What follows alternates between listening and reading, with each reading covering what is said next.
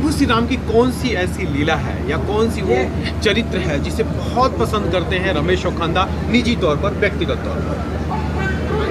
प्रभु राम के चरित्र में एक नहीं अनेकों ऐसी विशेषताएं हैं जो इस देश को, या मैं कहूँ तो पूरी संसार और सभ्यता को, मानव सभ्यता को आज भी जिंदा रखे हुए हैं। और हमारे पूर्वज भी और वर्तमान पीढ़ी भी आज प्रभु राम के आशीर्वाद से विशेष तौर पे इस देश में जिस तरह से लगातार शांति का एक संदेश दे रहे हैं, और आज के इस वातावरण में चारों तरफ से हिंसा ही हिंसा नज़र आ रही है, उसमें प्रभु राम की विशेष कृपा इस भारत भूमि पे है। और आने वाला समय ऐसा लगता है कि इस देश को एक अग्रणी भूमिका में रख के सारा संसार याद करेगा, और संसार को राह दिखाने का काम ये मातृभूमि करेगी, और उसमें प्रभु राम का ही सारा योगदान रहेगा। Thank you sir. Thank you. Ram ji के लिए एक प्रभु श्री राम से मर्यादा पुरुषोत्तम श्री राम बनने की कहानी में वो कौन सी कड़ी है जो सबको आकर्षित करती है, उसके विषय में बता दें। देखिए, प्रभु श्री राम वो अपने आप में साक्षात एक जिसको कहें कि वो अपने आप में एक अवतार है,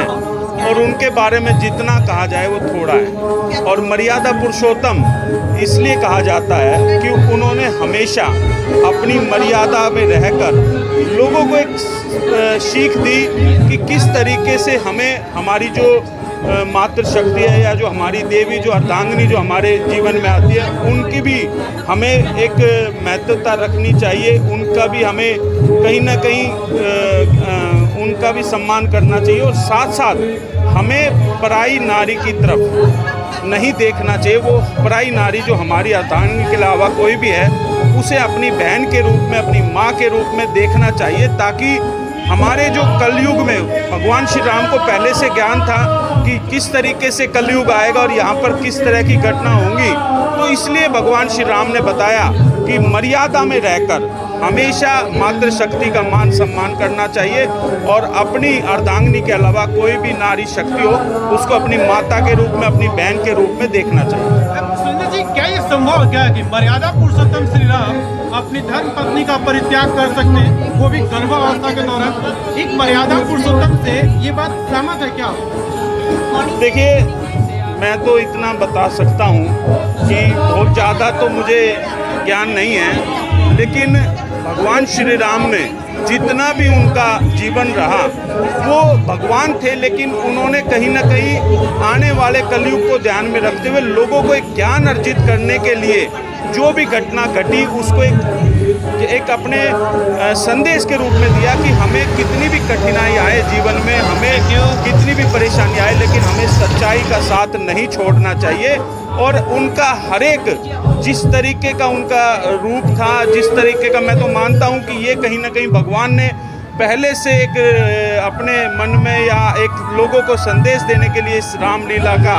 पूरा किया। और वो भगवान थे, उनको तो साक्षात हर चीज़ का मालूम था, लेकिन उनको ये था कि किस तरीके से कलयुग में लोग एक दूसरे के ऊपर हावी होंगे, एक दूसरे के ऊपर लांछन लगाएंगे, लेकिन उन्होंने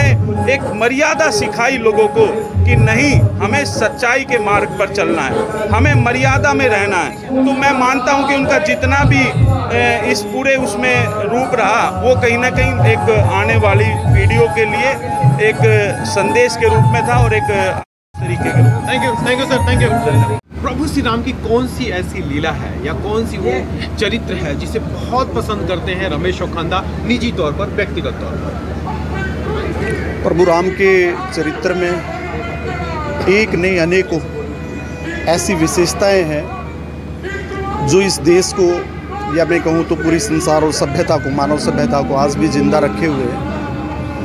और हमारे पूर्वज भी और वर्तमान पीढ़ी भी आज प्रभु राम के आशीर्वाद से विशेष तौर पे इस देश में जिस तरह से लगातार शांति का एक संदेश दे रहे हैं, और आज के इस वातावरण में चारों तरफ से हिंसा ही हिंसा नज़र आ रही है, उसमें प्रभु राम की विशेष कृपा इस भारत भूमि पे है। और आने वाला समय ऐसा लगता है कि इस देश को एक अग्रणी भूमिका में रख के सारा संसार याद करेगा और संसार को राह दिखाने का काम ये मातृभूमि करेगी और उसमें प्रभु राम का ही सारा योगदान रहेगा। Thank you sir. Thank you. Ram ji के लिए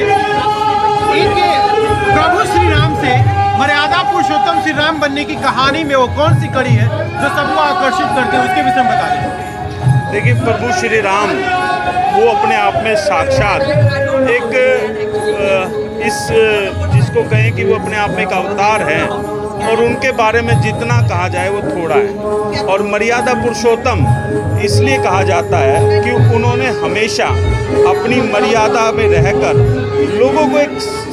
सीख दी कि किस तरीके से हमें हमारी जो मातृशक्ति है या जो हमारी देवी जो अर्धांगिनी जो हमारे जीवन में आती है उनकी भी हमें एक महत्वता रखनी चाहिए, उनका भी हमें कहीं ना कहीं उनका भी सम्मान करना चाहिए और साथ साथ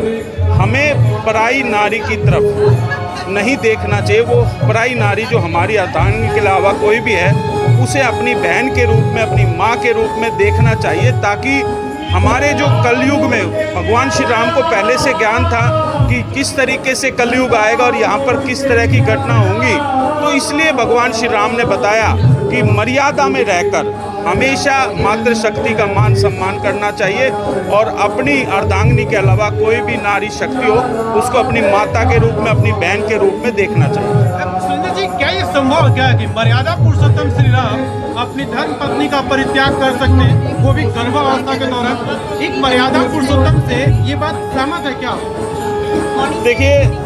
मैं तो इतना बता सकता हूँ कि बहुत ज़्यादा तो मुझे